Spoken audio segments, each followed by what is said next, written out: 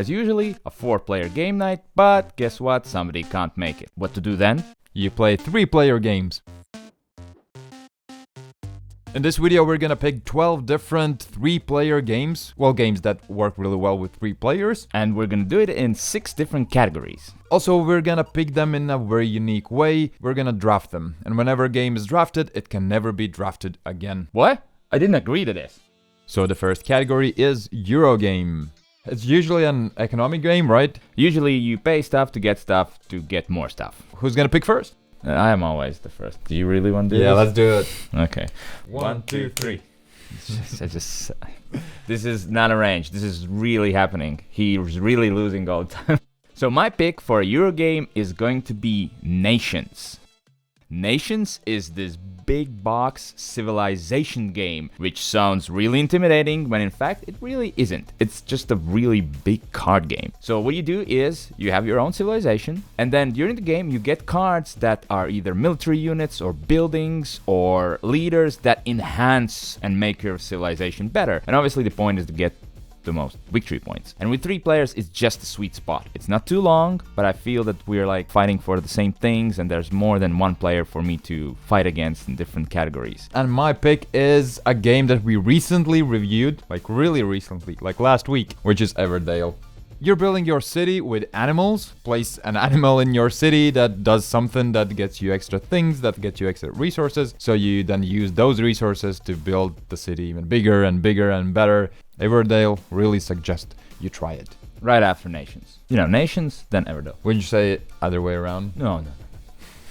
The next category is Filler.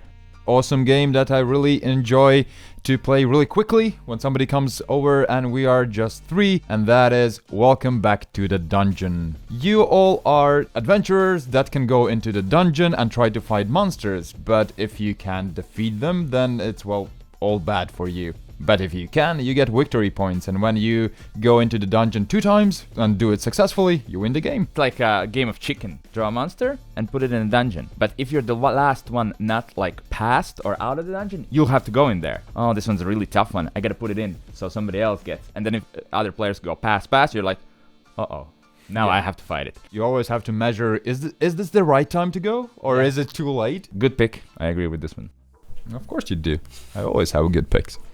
Well, my pick for the filler is a game which I wouldn't be able to probably put on any list ever because it needs exactly 3 players to play. And it's called Trieste. It's a card game, and there are 3 sides. There's the City Watch, there are the merchants, and then there are the thieves. And how it works is it's like a rock, paper, scissors thing. So the City Watch is trying to stop the thieves. Thieves are trying to stop the merchants by stealing from them. And then merchants are trying to buy off the City Watch. The basic rules are very simple. Most comes from the cards. The cards have text on them, and it's usually just, draw a card, play a card. So not that tough. Knowing how good my record with rock, paper, scissors is, I probably would suck at this game.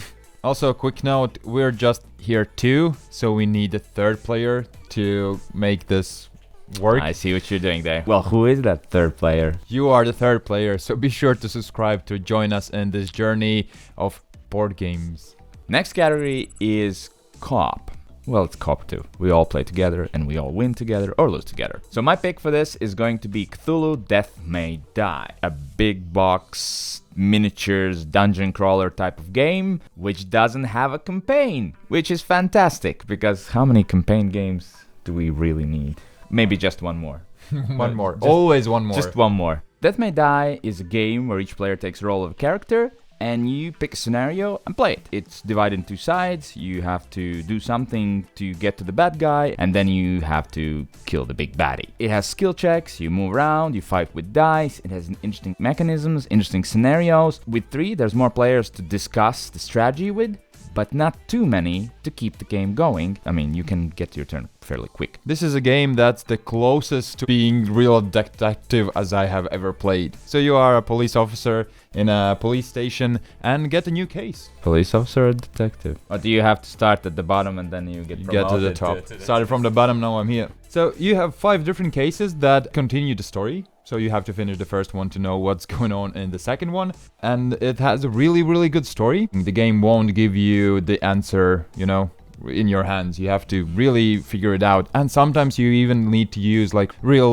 life things like Google Maps to actually figure out what's going on. That sounds cool. Real investigation that really makes you feel awesome.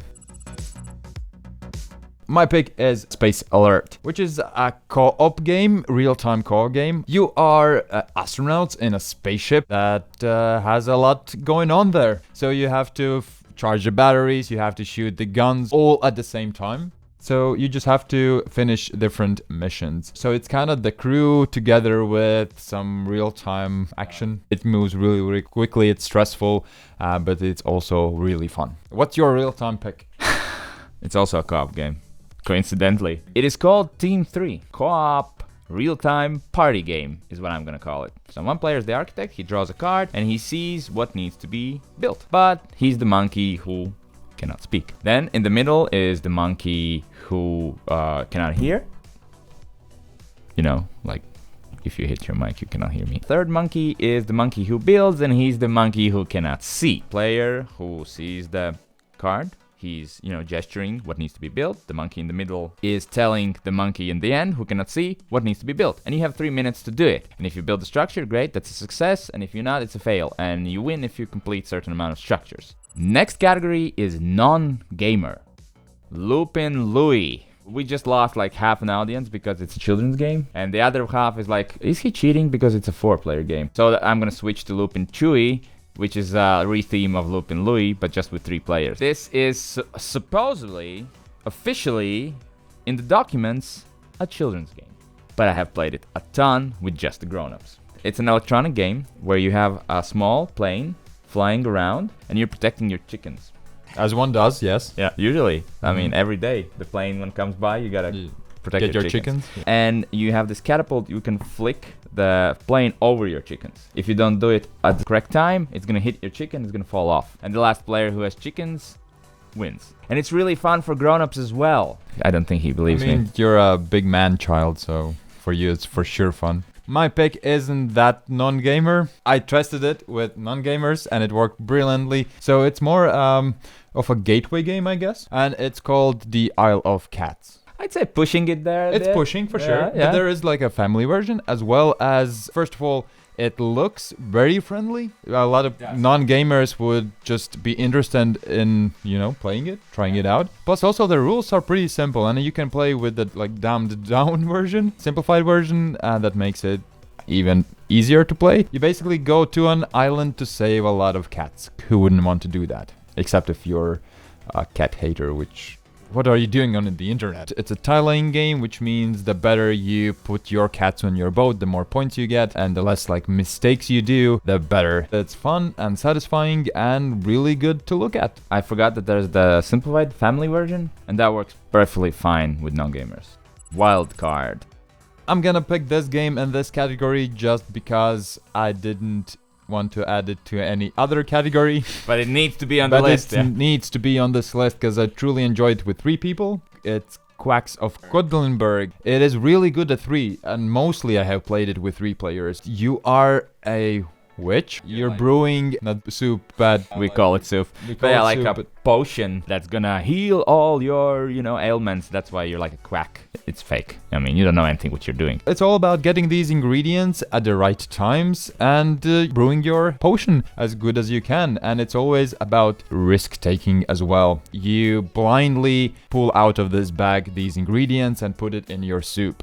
And you, try to not explode. You either get a lot of points because your potion has a lot of ingredients and it really works and is good, or you explode and lose everything and it's really bad. This wouldn't be a draft if I wouldn't try to cheat or bend the rules a little bit, right? Here we go again. So, I'm actually picking a category, again, which are Overlord or one versus many games. So, for example, not to be disqualified, I'm gonna pick Imperial Assault. It's where one player controls the bad guys and the other players are the heroes. And I feel that 3 players for me makes this game move the quickest and is the most enjoyable. Those games are the ones I enjoy the most with 3 players. Could we just agree on one video that you do correctly without cheating? I did. I picked Imperial Salt in this category that I picked.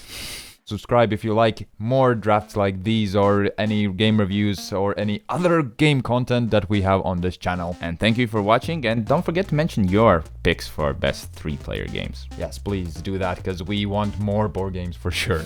Yeah. We'll see you next time. Bye.